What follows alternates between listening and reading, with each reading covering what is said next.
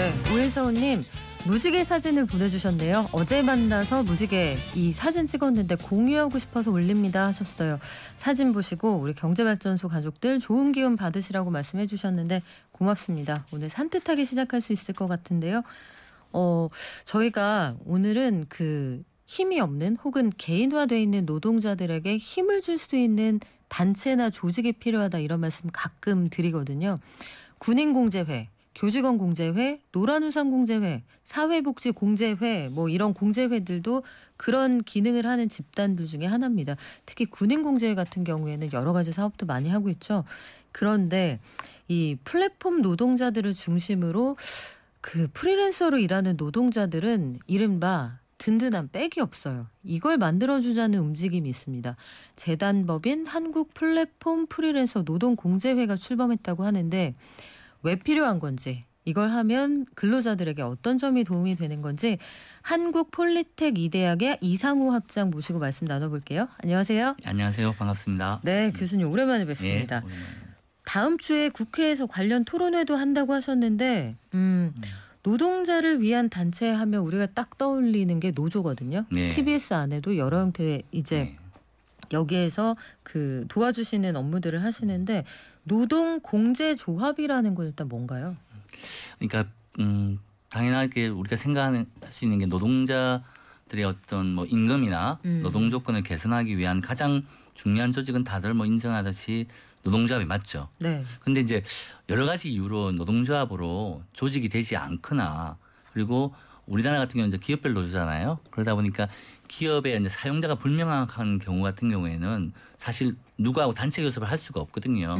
자기 자신의 임금이나 노동 조건의 개선을 어디하고 이야기할지 모르는 사람들이 많지 않습니까? 그러다 보니까 노동조합과 함께 단체 교섭이 아닌 일반적인 뭐 상부상조라든지 아니면 서로 간의 어떤 소액 대출, 뭐 금융 서비스라든지 아니면 어떤 상담이나 법률 지원 이런 부분들을 받지 못하는 수많은 영세사업장 노동조합이나 아니면 방금 말씀하셨던 프리랜서나 플랫폼 노동자들이 점점 더 늘어나고 있잖아요. 네. 그래서 그런 분들의 어떤 경제적 이해와 그리고 어떤 사회적 이해, 사회복지나 아니면 사회보험적인 역할들을 좀 보완하고 이렇게 지원할 수 있는 조직이 노동공제조합의 어떤 모태다 이렇게 보시면 될 것 같습니다. 아, 그렇군요. 그러면 누가 나를 괴롭힌다. 회사에서 내가 비정규직인데 정규직이 괴롭혀요. 뭐 이건 뭐 극단적인 상황입니다만 이럴 때 이 정규직들은 보통 이 조직 안에서 보호를 받지만 프리랜서들은 여기 대항할 힘이 부족하단 말이죠. 그렇죠. 이런 분들이 가서 일러 바칠 수 있는 데가 생긴다. 이 정도 이해하면 됩니까? 일단 뭐 그렇게 이제 부정적인 것보다는 서로 어려운 사람들끼리 조금씩 서로 힘이 되자. 힘을 내서 일단 뭐 자금을 적립을 해서 누군가는 어떤 위험에 봉착할지 모르지 않습니까? 그러면 100명 중에 한두 분이 혹시 굉장히 어려운 상황에 봉착했을 때 그렇게 조금 우리 십시일반 모아놨던 자금들을 가지고 어떤 그분에게 이제 전해주는 뭐 예전으로 이야기하면 뭐 개나 두레와 같은 그런 초보적인 그런 형태에서 출발했다고 보시면 되겠습니다. 이해가 확 되네요, 교수님. 개. 동네에서 목돈 필요할지 모르니까 서로 조금씩 부었다가 큰일 생기는 집은 번호를 바꿔주기도 하잖아요. 그렇죠. 자, 공제회. 공제회라는 게 그 흔히 사용하는 말은 아닌데 우리나라에서 이 공제회 출범 이후 역사가 깊다고요? 네. 뭐 이게 뭐 역사 교과서 이야기할 건 아니지만 사실 노동운동, 노동조합 이전에 이미 있었던 게 노동조합의 원래 명칭도 형제 뭐 조합 아니면 우회조합 이런 단어를 썼었거든요. 그래서 실질적으로 노동자들도 일단 사용자가 없는 상황에서 자기들이 힘든 상황에 봉착했으면 서로 돕기 위해서 상부상조 조직을 가지고 있었어요. 그래서 그럴 당시에 협동조합일 수도 있고요. 그 형태가. 그래서 협동조합에 다양한 형태의 협동조합이 있을 거 아닙니까? 뭐 생산자 협동조합도 있고 소비자 협동조합도 있고 신용 협동조합도 있는데 그중에 그런 부분들을 어떤 상부상조 차원에서 운영하던 게 사실 공제조합의 모태였다. 그래서 우리나라 같은 경우는 1920년대 이미 조선 노동공제라는 게 만들어졌습니다. 그러니까 노동조합이 1927년도에 조선노동총연맹이라는 게 만들어졌는데 그 전에 이미 먼저 노동공제가 먼저 만들어졌죠. 그래서 사실은 두 개가 병행해서 가다가 이제 이런 거죠. 뭐냐면 노동운동이 이제 흔히 말하는 자본주의와의 어떤 좀 적대적 어떤 관계를 형성하면서 투쟁으로 가면서 상부상조 부분은 좀 주변화되고 대사용자 대자본에 대한 투쟁 위주로 가다 보니 이제 우리가 알고 있는 노동조합만이 좀 이렇게 부각되는 거지만 사실상 다른 나라 프랑스나 뭐 독일이나 유럽에서는 일반적으로 노동조합이 공제나 협동조합을 병행하거나 형제 조직으로서 많이 운영되고 있거든요. 그런 부분들은 저희들 같은 경우에는 우리 대한민국 같은 경우 상당히 그런 부분들이 좀 많이 잊어져 있던 상황인데 지금 이제 다시 이제 이런 부분이 주목받으면서 새롭게 이제 노동자 이해의 새로운 어떤 하나의 또 중요한 어떤 기구로서 공제가 좀 다시 주목받고 있다 이렇게 이야기할 수 있을 것 같습니다. 그렇군요. 사회 안전망 없이 현장에 그냥 그대로 노출되는 노동자들이 꽤 많다. 이런 문제의식에서 아마 출발을 네, 하셨을 맞습니다. 텐데 노동자들의 사회 안전망이라는 것도 역시 정규직과 비정규직, 프리랜서, 많죠. 플랫폼 노동자 다 차이가 굉장히 많은 모양이에요. 맞습니다. 그러니까 지금 뭐 우리가 노동시장의 이중구조나 뭐 양극화 불평등 이야기는 참 오래된 이야기잖아요. 근데 노동시장에서 이제 우리가 알고 있는 임금 격차도 뭐 규모별 자기가 소속돼 있는 기업이 대기업이냐, 자기가 고용 형태가 정규직이냐 아니냐 이 차이에서 굉장히 큰 차이가 나지만 임금이나 노동 조건뿐만이 아니라 사실 사회보험이라고 이야기하는 우리가 이야기하는 국민연금이나 아니면 의료보험이나 그리고 우리가 고용보험 같은 경우에서도 상당히 비율적인 차이 납니다. 예를 들면 정규직 같은 경우에는 대체적으로 80% 90% 이상의 가입률을 보이고 있거든요. 그런데 비정규직은 여전히 지금 50% 미만으로 다 나타나고 있습니다. 그래서 이런 부분들을 사실은 뭐냐면 국가가 제도적으로 정책적으로 보완하고 그래서 뭐 지금 문재인 정부가 지난 한 3년 동안 추진했던 전국민 고용보험제도 같은 경우도 대표적인 사례겠죠. 그런 것도 가야 되긴 하지만 또 한편으로 보면 그런 부분에서도 근로자가 아니기 때문에 그리고 준자영업자 형태이기 때문에 실질적으로 전혀 도움을 못 받는 분들한테는 좀 스스로 국가한테 모든 책임을 넘기기보다는 그것도 가지만 스스로 자조적으로 우리 스스로가 조금씩 그런 것들을 위험을 서로 공유하면서 비용을 분담하면서 나중에 닥칠 수 있는 위험을 서로 준비하자 이런 부분들에 대한 생각들이 노동공제의 정신이라고 볼 수 있습니다. 네, 지금 우리나라에서 비정규직으로 일하시는 분들의 규모가 얼마나 됩니까? 그러니까 뭐 추정하는 기준에 따라 좀 다를 수 있는데요. 지금 임금 근로자가 한 2천만 정도라고 하면 한 41~2% 정도가 비정규직으로 규정됩니다. 다만 여기서는 이제 간접 고용 형태라고 해서 우리가 알고 있는 파견 노동자라든지 아니면 뭐 특수고용 노동자들은 다 제외되어 있거든요. 그래서 그 추정이 이제 좀 겹치긴 하는데 실질적으로 특수고용 노동자 한 150만 명 정도 된다고 이야기하고요. 그렇다고 하면 실질적으로 비정규직하고 정규직이 아닌 부분들이 한 반 정도다 이렇게 보시면 될 것 같습니다. 2,500만 정도에서요. 그렇군요. 이 근로자, 그러니까 월급이 들어오는 임금 노동자하고 비교를 하면 전체에서 한 절반이 좀 안 된다 이런 숫자인데 그래도 40%가 넘는다 이렇게 비중이 크잖아요. 그렇죠. 그동안 이분들을 대변할 수 있는 그런 목소리가 돼주는 단체는 전혀 없었습니다. 아니죠. 아시다시피 이제 비정규직 스스로도 이제 방금 말씀하셨듯이 노동조합이라는 자기들의 대표기구를 만들 수 있습니다. 다만 아까 말씀드렸듯이 정규직과 달리 비정규직 같은 경우에는 그런 걸 보호할 수 있는 제도적 장치나 법적인 부분이 워낙 약하다 보니까 사실 노동조합이 오래 버티지 못하는 거죠. 그래서 당연히 이제 비정규직 노동자들의 어떤 임금과 노동 조건에 대한 부분들은 저는 노동조합 방식으로 가야 되는 게 맞다고 생각합니다. 그래서 기업별로 가서는 안 되고 초기업적인 차원에서 전 산업적인 차원으로 그리고 지역 수준에서의 어떤 그런 조직으로 가야 되는 게 맞는데 그런 단체 교섭만 하는 게 노동조합의 본연의 역할일까에 대해서는 이제 의문이 있는 거죠. 왜냐하면 노동자들은 사업장이나 기업 안에서는 일을 하지만 또 퇴근한 이유나 아니면 그전에 가정생활이 있고 사회생활을 하잖아요. 그렇죠. 지역 주민이기도 하지 않습니까? 노동자는 주민인 동시에 시민이잖아요. 그럼 이 주민과 시민의 어떤 역할들을 노동자들이 그냥 노동조합은 사실 방기했던 거죠. 그래서 그런 부분들을 하려고 하면 뭐 공동체 활동이라든지 아니면 서로 주위에 있는 취약계층들을 위한 어떤 상부상조 조직들을 만들어서 아까 제가 말씀드렸듯이 정기적으로 자금을 적립을 해서 어려운 분이 나타났을 때는 그분에게 그 도움을 전한다든지 이런 방식으로 하는 것들이 노동운동이나 노동조합한테도 제가 보기에는 큰 도움이 될 거라고 생각하거든요. 그래서 잃어버린 잊어버린 어떤 과거 역사를 다시 복원한다 이렇게 보시면 될 것 같습니다. 그러면 결국은 큰 주머니에 돈이 많이 모여야 네. 어려울 때 도와주기도 하고 그렇죠. 뭐 급전이 필요할 때 저리로 그렇죠. 빌려주기도 하고 네. 그런 역할을 하게 될 건데 현실적으로 이런 의문이 하나 듭니다. 한 가지는 여기에 가입하거나 여기에 도움이 필요한 분들은 아마도 추정컨대 네. 현실적으로 소득이 넉넉지 않을 그렇죠. 것이고 고정적인 수입이 보장이 안 될 거란 말이죠. 네, 그렇습니다. 하루 벌어서 하루 산다 하는 분들이 적극적으로 여기에 임금의 얼마를 떼어서 네. 매월 그 부조를 납부하는 형식으로 네. 묻어둘 여유가 있을 것인가. 음. 하나는 거기에 대한 고민이 있고요. 두 번째는 서미경 님이 지금 질문 주시는데 만약에 이런 노동공제조합이 생기면요. 네. 노동공제조합은 저희 같은 일용직이나 프리랜서들 금전적으로 어떻게 도와주게 되나요? 물어보시거든요. 네, 네. 절차도 좀 궁금해지네요. 그러니까 사실 제일 좋은 예가 일용 근로자들 아까 우리 전국민 고용보험제 이야기할 네. 때 우리 국세청 과장님께서 말씀하셨지 않습니까? 일용 근로자는 하루 벌어서 하루 사는 거잖아요. 하루 일당을 받는 거였지 않습니까? 그래서 그분들은 사실 퇴직금이 없었거든요. 그래서 그분들의 일당 중에서 일부를 만일 0.5%를 떼게 되면 그 일을 시켰던 사업주도 0.5%를 떼서 그걸 적립을 합니다.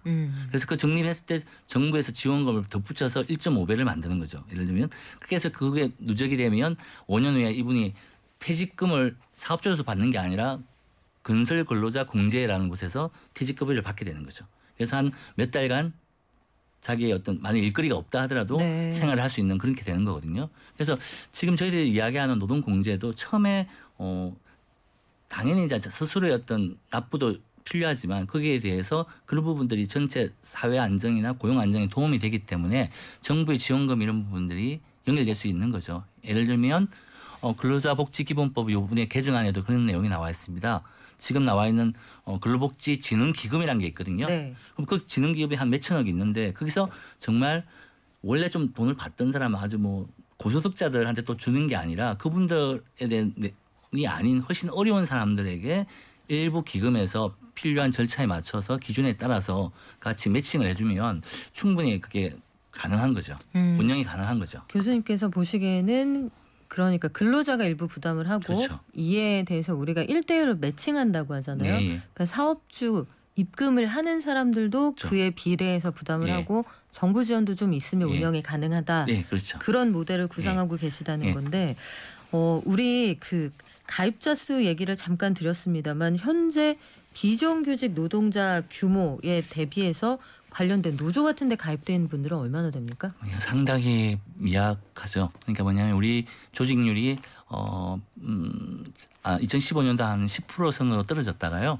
우리 문재인 정부가 이제 노동존중 정책 일정의 효과를 발휘하면서 12.5%까지 올라갔습니다. 그게 이제 전체 노동자면 사실 정규직으로 분류되시는 분들은 조직률이 제가 알기로는 한 30% 정도 된다고 볼 수 있거든요. 근데 비정규직은 제가 알기로는 정확한 비정규직 규정에 따라 다르게 하지만 1.5%, 1 내지 2% 사이입니다.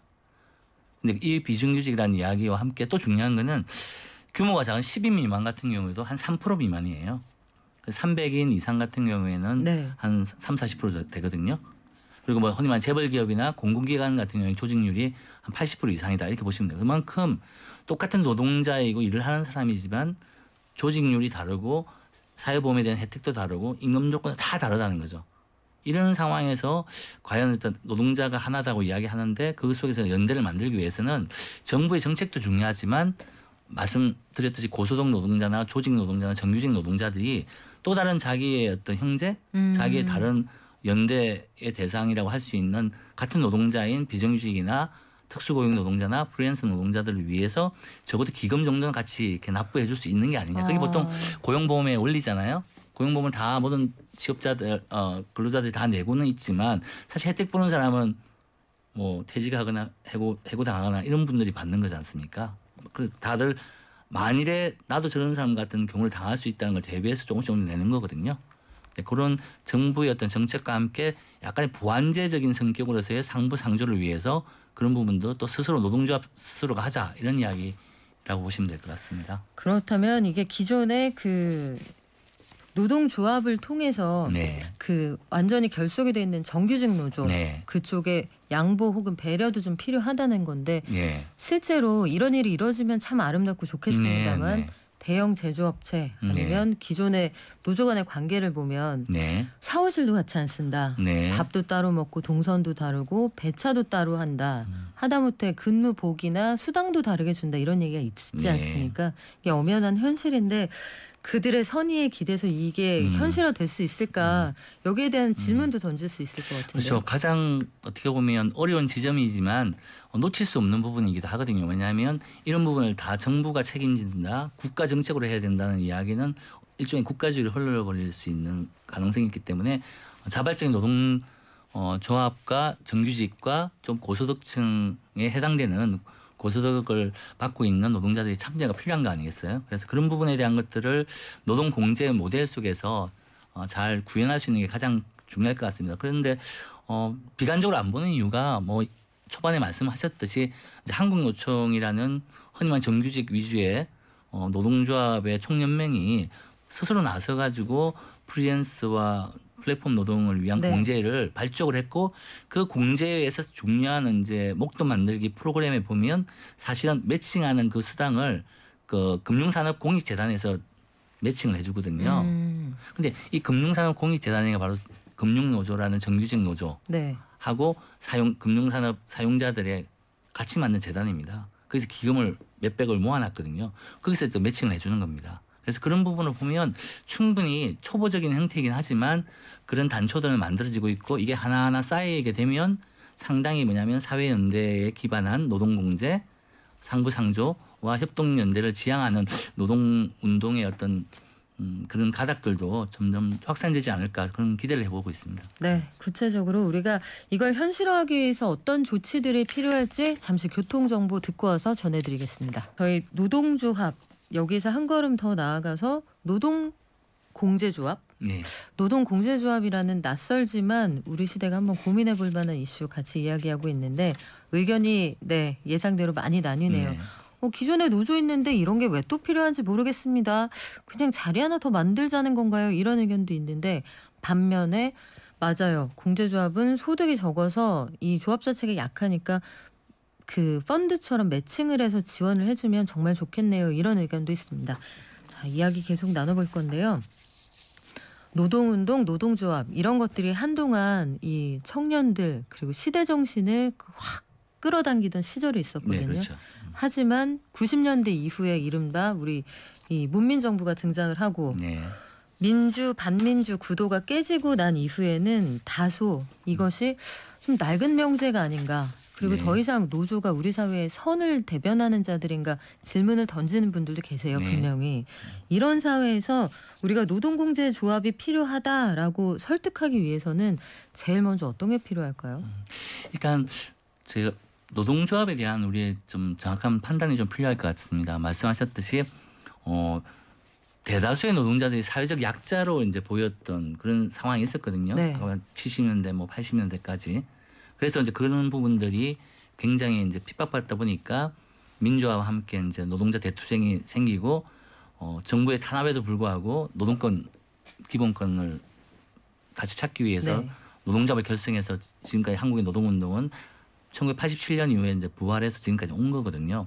근데 말씀하셨듯이 IMF 이후에 이 노동운동이 자기의 어떤 그런 역할을 협소하게 임금과 노동 조건에 대한 경제 투쟁 위주로만 가고 아니면 자기들의 이익을 지키기 위한 대정부 투쟁으로만 가는 사이에 노동운동이 또 중요한 하나의 어떤 뭐랄까요 자기의 어떤 공간이라고 할 수 있는 지역사회라든지 아니면 우리가 생활세계라고 하는 이런 부분에서는 사실 역할을 못하다 보니까 국민적 인식은 되게 안 좋아졌거든요. 그래서 뭐 대체적으로 아마 노동조합에 대한 국민 인식 조사를 가끔 하는데 보면 사실상 국민의 반 이상이 노동조합에 대해서 아주 대단히 부정적이고 그리고 일반적으로 긍정적으로 평가하는 분들이 한 20% 미만으로 나오고 있습니다. 그래서 그만큼 지금 노동조합의 어떤 사회적 정당성은 되게 약화되어 있다. 그리고 사회적 고립이라고 우리가 이야기하는 거거든요. 그래서 노동공제가 노동조합을 대체하는 게 아니라 왜 노동조합이 이렇게 됐냐를 반성하다 보면 노동조합이 놓친 게 있다는 거죠. 보완제로서의 그렇죠. 등장이군요. 그렇죠. 노동조합이 지금까지 해왔던 노동운동이 놓쳤던 부분을 다시 복원하기 위해서는 일단 그런 어떤 뭐냐면 자기 내부의 약자들에 대한 그런 것들을 먼저 스스로 보여줘야 된다. 그게 이제 사회 연대 노동자 연대의 본 모습이라고 생각하는 거고 그러한 것들을 모으기 위한 하나의 마중물이랄까요? 그런 연결고리가 바로 제가 보기에는 협동조합과 노동공제라는 거죠. 그리고 재미난 거는 노동조합의 구성원은 근로자지 않습니까? 근데 사실 근로자는 다 가정을 가지고 있고 가족이 있으면 네. 그러니까 아버지가 이제 만일 노동조합을 하는 근로자이면 어머니는 아마도 식당에서 일을 하시는 또 자영업에 종사하시는 분일 수도 있고 우리 따님은 아마도 또 프리랜서일 가능성도 있고요. 우리 작가 선생님들 네. 많이 그렇게 하듯이 그다음에 또 우리 아들은 국립대전에 또 라이드 할 수 있지 않습니까? 이런 각자의 고용 형태의 다양한 게 한 가정과 한 속에 다 모여 있기 때문에 지금은 노동조합이 그런 관점으로 열어놓고 해야 된다. 그런 의미에서 상부상조라는 개념이 노동조합이 결국 자기들 피해 보는 것이 아니라 바로 제대로 된 노동자 연대의 가장 좋은 구현체가 될 수 있다. 이렇게 이야기할 수 있을 것 같습니다. 기존의 노조 형태만을 가지고는 이 플랫폼 등장 이후에 빠르게 분화하고 있는 노동시장을 대변할 수 없다. 그렇죠. 여기에서 문제의식이 시작이 되는 건데 결국은 이쪽에서 근무하시는 분들이 나에게 뭐가 필요한가를 각성하는 것부터 예. 이 운동의 시작점을 찾아야 되지 않을까 이런 생각도 들어요. 해외에서는 네. 이런 노동공제회 이런 거 어떤 식으로 운영을 하고 있습니까? 그러니까 뭐 과거로 이야기하면 제가 말씀드렸듯이 노동조합이 만들어지기 전 역사에 이미 공제가 존재했고요. 네. 그러니까 뭐 예를 들면 영국 같은 경우에는 뭐 1800년대에는 뭐 펍으로 우리가 알고 있는 그쪽에 뭐 머니박스라고 우리 저금통을 하나 놔두고 술값 내면서 약간 우리 그 정도는 우리 넣잖아요. 팁처럼. 예, 네. 그렇게 넣어놓으면 그게 나중에 혹시 거기 오던 펍에 오던 누구 동료 노동자 중에 누가 큰 사고를 당했다든지 네. 아니면 큰 일을 당했을 때 그 머니박스를 그냥 준다든지 이런 방식으로 사실 확산돼 왔던 거거든요. 그리고 최근에 이제 해외 사례를 보면 아마 미국 같습니다. 미국 같은 경우 프리랜스들의 어떤 노동권 부분을 보호하기 위해서 실제 노동조합으로 등록하기 힘들기 때문에 사실 공제 부분부터 먼저 출발했고 특히 미국은 의료보험이 되게 비싸잖아요. 약하죠. 어렵죠. 네. 그래서 바로 그런 것들을 그런 공제조합이 대신 의료보험에 대한 부분을 단체 보험으로 해가지고 싸게 공급한다든지 이런 여러 가지 활동들을 해서 그게 사실은 또 프리랜서 노동조합의 그 강화, 발전, 조직화에 큰 도움을 받았거든요. 그래서 그런 서로 간의 어떤 상호작용이 되게 되면서 실제로 노동조합에서도 큰 역할을 했다 이렇게 보고가 되면서 저는 제가 알기로는 미국의 노동조합에서는 공제 부분이 상당히 비약적으로 확산됐다 이렇게 이야기 알고 있습니다. 이렇게 좋은 프리랜서나 그 플랫폼 노동자들을 위한 조직을 준비하고 계신데 현재 이 지난달에 출범한 재단법인 한국 플랫폼 네. 프리랜서 노동공제 회원을 모집 중이라고 들었는데 네, 지금 네. 초기 네. 반응은 어떻습니까? 그러니까 지금 한국노총이 산하 이제 그런 조직으로 공식적으로 재단법인을 만들었습니다. 그래서 그 대상자는 이제 프리랜서와 이제 플랫폼 노동자라고 되어 있거든요. 그래서 10월 26일 날 이제 출범을 한 상태이기 때문에 지금 조직률 자체를 뭐 얼마만큼 들어왔냐 이런 이야기는 좀 약간 아직 이런 것 같고요. 다만 굉장히 많은 어떤 그 문의와 실제적인 가입에 대한 어떤 방식으로 어떤 서비스를 제공하고 있고 공제에서 어떤 걸 받을 수 있는지 이런 부분들의 문의는 아주 많이 오고 있다고 하거든요. 그리고 실제 그래서 첫 번째 사업으로 제가 말씀드렸듯이 이제 목돈 만들기 부분을 해서 기존 시중은행에 자기가 어떤 적금을 넣을 때 만일 회원으로 가입을 한 경우에는 매칭으로 3년 이후에 플러스 알파 이자율을 더 받게 되는 그런 식으로 해서 그 부분은 아마 금융산업공익재단에서 그 자금을 지원하고 있다 이렇게 알고 있습니다. 네, 지금까지 아직 출범한 지 얼마 안 됐기 때문에 가입을 얼마나 하셨는지는 네, 비밀인 그렇습니다. 것 같은데 자, 우리가 새로운 형태의 모임이기도 하고 이게 어찌 보면 노조의 신상품일 수도 있어요. 네. 이걸 마케팅하시기 위해서는 여기에 들어오시면 우리는 노동자들에게 이러한 것들을 제공할 수 있습니다. 이런 마케팅이 필요하지 않습니까? 네, 그렇죠. 여기에 가입하면 어떤 것들을 해주실 건가요? 지금 말씀드렸듯이 이제 한국노총이 하고 있는 플랫폼 노동 프리랜스 노동공제와 함께 또 다른 쪽에 지금 뭐냐면 여러 이제 협동조합과 노동조합들이 같이 연합을 해서요. 그 노동공제연합이라고 풀빵이라고 해서 전태일의 정신을 네. 같이 받아서 한다는 그 연합체를 하나 만들었습니다. 지금 거기서 지금 운영하고 있는 그 일종의 상품 그런 서비스를 이제 소비를 하면 제일 중요한 거는 적금형이죠. 적금은 경제를 해서 적금 방식으로 붙게 되면 플러스 알파 이자율에 매칭을 해서 3년 후에 목돈을 받을 수 있도록 하는 네. 게 가장 중요한 거고요. 그다음에 소액 대출 부분이라든지 실질적으로 신불자나 아니면 여러 가지 이제 자산이 약하다 보니까 뭐 1, 2금융권에서 대출을 못 받으신 분들이 많지 않습니까? 그러다 보니까 좀 뭐랄까 불법적인 대부업체에서 고율의 어떤 이자로 대출을 받던 분에게 낮은 저리에 소액 대출 이런 부분들이 가능하고요.